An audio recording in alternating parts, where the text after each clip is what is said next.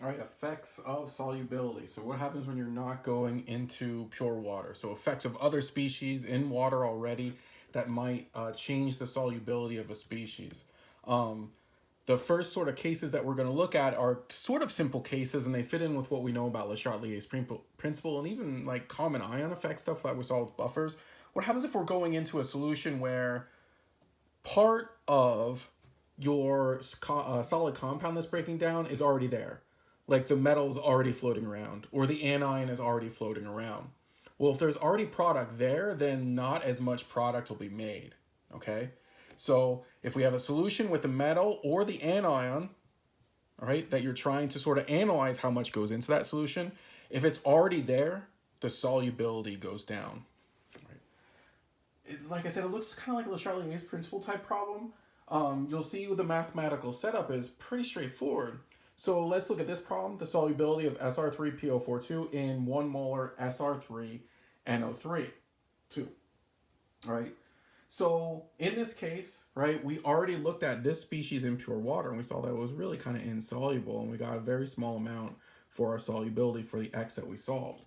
Now it's going into a solution that contains SR already. This is a salt. We know the salt has an SR plus 2 when it breaks down and 2 NO3 minuses.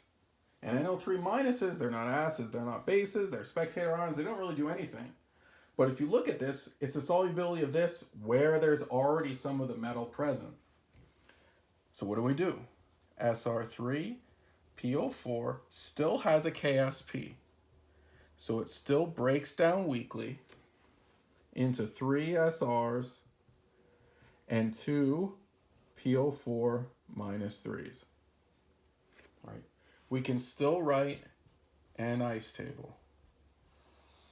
We can still put X's for our solid.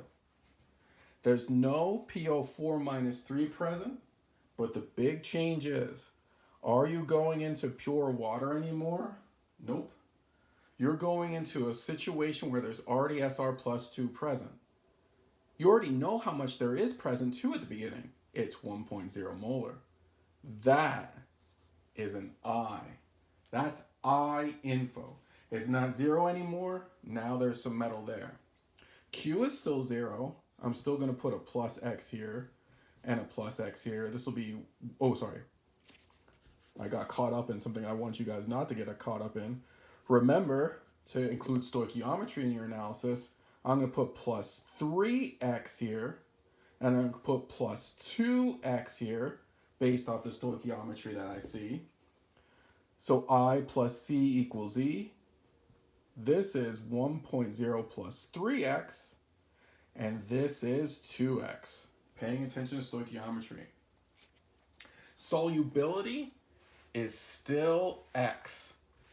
So we're still going to solve for this x, but we'll see the math looks a little bit different because of that I information that was there to start. So our KSP is the same. So we're going to use 1 times 10 to the minus 31. Our SR concentration at equilibrium was 1.0 plus 3x. We have to cube it. Our PO4 minus 3 is 2x, and we still have to square the whole entire thing. This is a great candidate for the 5% rule. We're going to neglect this added x. We already know, like when this wasn't there, that x was really tiny.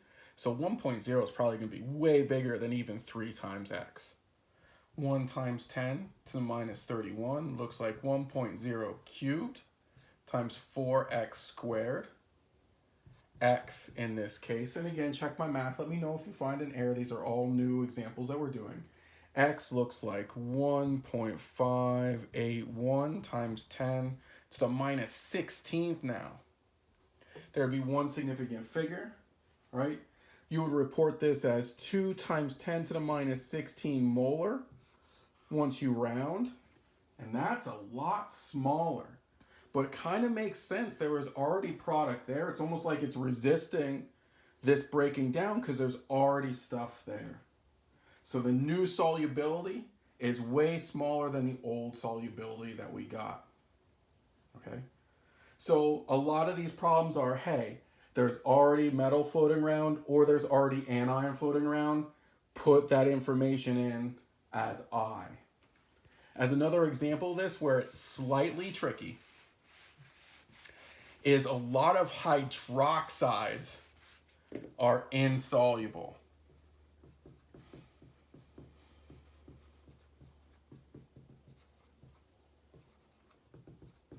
Even when we learn about strong bases, we say soluble hydroxide. So group 1A metal and then some of the bigger stuff in group 2A. But some are not soluble and a lot actually aren't. So if I look at something like nickel hydroxide, all right, nickel 2 hydroxide, this has a KSP that is equal to 2.0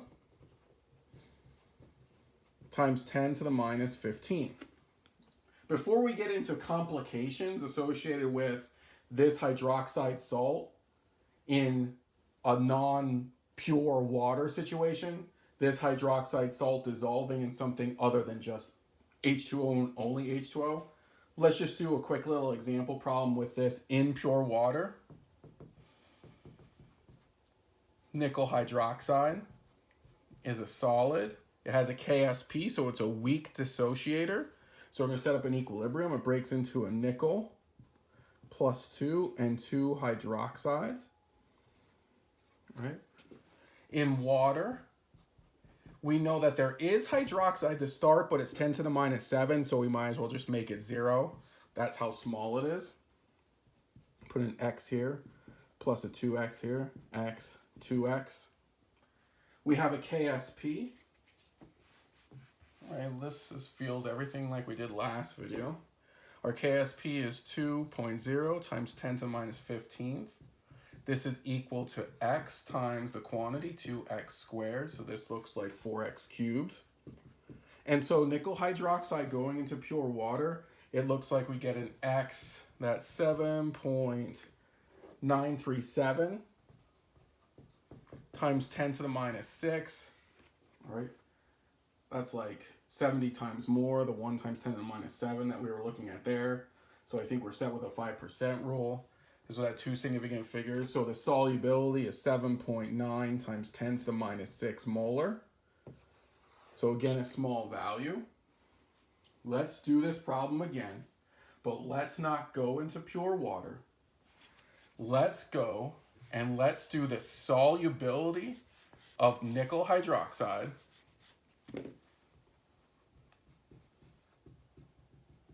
in a solution that is 10.00 in pH. A better way of saying that is a solution that has a pH of 10.00. Now, how this is tricky, right, is you're saying to yourself, well, hold on a second. It's not like they're giving me, oh, there's definitely nickel already present. It's not as straightforward as the last example where we're not going in pure water. But we definitely see that we're not going in pure water because the pH is 10. So here's the thing, and like I said, even Chem 101 tries to throw this curveball at you. If you know the pH is 10, you know it's basic. And you know that if it's basic, there's a substantial amount of OH minus that's already present that we can't really ignore. And so when you see this basic pH and you're talking about a soluble hydroxide, this is an amount of OH minus that's already there. So you know that the pH is 10, so you know that the pOH is 4. And that means that you know that the solution that this guy's trying to break down into, that our nickel hydroxide is trying to break down into, it already has 1.0 times 10 to the minus 4 molar OH minus inside it. So it's not a pure water solution. So then what goes in your head? Okay, I have to include this in my ice table. So we write the same reaction, almost the exact same ice setup, but now we're not going into pure water. We're going into a situation that has 1.0 times 10 to the minus 4 molar OH minus already present. This becomes 1.0 times 10 to the minus 4 plus 2x down there. Q is still equal to 0. We're still moving in that direction. It's just there's stuff already there. So what do we expect to see from solubility relative to the last example where this started with a 0? We expect our x to be smaller because there's already product there. So let's see what happens when we do the math. We set this up with the same KSP. And so what we're going to have for that KSP is we had, I think, 2.0 times 10 to the minus 15. The nickel concentration is still X. The OH minus concentration is 1.0 times 10 to the minus 4 plus 2x, and I'm going to square that. Okay, so a similar setup, but now we're accounting for that initial amount of OH minus that's present. So let's try the 5% rule again. Okay, we saw our X was pretty small even last time. We expect it to be smaller now. Let's neglect this 2x. 2.0 times 10 to the minus 15 looks like x times 1.0 times 10 to the minus 4 squared. Get rid of those added x's. We can then solve for x here, and what I get for x is 2.0 times 10 to the minus 7. Let's make that molar. Let's report it as a solubility. Okay, it used to be 7.9 times 10 to the minus 6. It went down because we were in basic solution. So the reason I'm showing you this example is just to realize sometimes you're given a pH. That means you know how much OH minus is present. The last thing that is sort of changes solubility doesn't involve actually doing a problem mathematically. What it does involve is understanding chemistry though. Solubility is increased. So we just did two examples where solubility is decreased because stuff is already present there. Solubility is increased in acidic solutions if, and it's a big if, and we have to make sure that we understand it and that we look for it, right? The solubility is generally increased in acids if the salt that is breaking down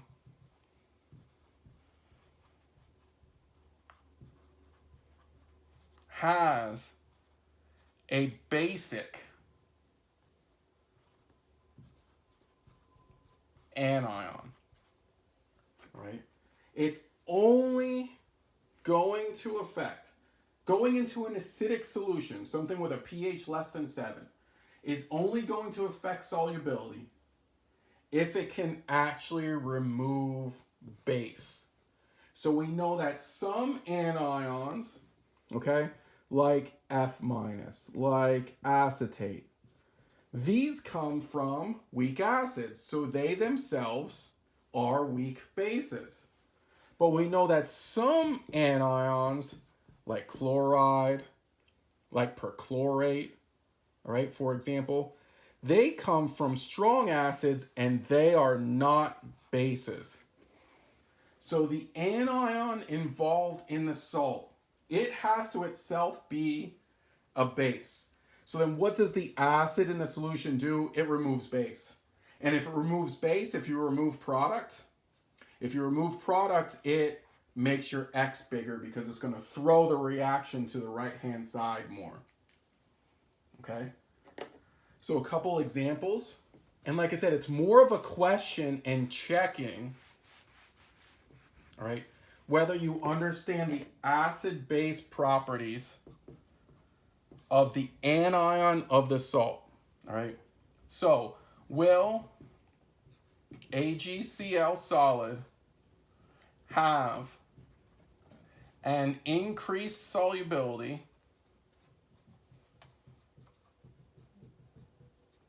in a 1.0 molar HClO4 solution? So there's a lot there. But we have a rule to really focus in on, right? You look at your salt. Always focus in on your solid. And AgCl actually has a KSP, so it's a weak dissociator. All right. This species then that gets all the focus is you take your salt and you find its anion. And you ask yourself, is that anion, okay, a base? What do we know about Cl minus? Cl minus is not a base. It's a spectator ion. It's the conjugate of a strong species. So if I put H plus floating around here, because I have 1 molar HClO4, I have a bunch of H plus here. Will that H plus grab this and remove it? Nope. No reaction can occur there. So guess what? This guy's solubility is unchanged. So the answer is no. Because it does not have a basic anion, the solubility, it doesn't matter at all whether you're going into acidic solution or not. Let's change this up though. What if we're going into an acidic solution, but we're dealing with AgF? This is also a species that has a K, SP. So it's a weak dissociator. And we're not going to do like full ice table problems. Like this level of analysis that I'm doing here is what you're going to be expected to do in Chem 101 and in your homework. What do we focus in on? Okay, so we're going into an acidic solution. It's not like there's Ag plus already there or F minus there, but I do know that HClO4 is an acid. So I'm going into acidic solution. So I focus on the anion. Is this anion a base? And the answer is yes. It's the conjugate of HF. So if I have H plus in solution, okay, can this H plus react with the F and make HF? Can it take this F minus away from the reaction that I'm looking at? And the answer again is yes. So if I remove product, how does the equilibrium respond? By making more product. If I'm making more product, the solubility increases. So if the anion that you analyze is actually a base, so you have to know your acid-base rules yet again. If it's a base, then any extra acid you have can react to remove it, which means that your solubility reaction is going further to the right-hand side, which means that your X that you would calculate goes up. Now, we're not going to do those actual calculations. We don't have enough time, but from the simple standpoint of understanding acid-base chemistry, solubility increases in acidic solution. One more video for the week is the next video that deals with the reverse of solubility, and we're going to talk about precipitation.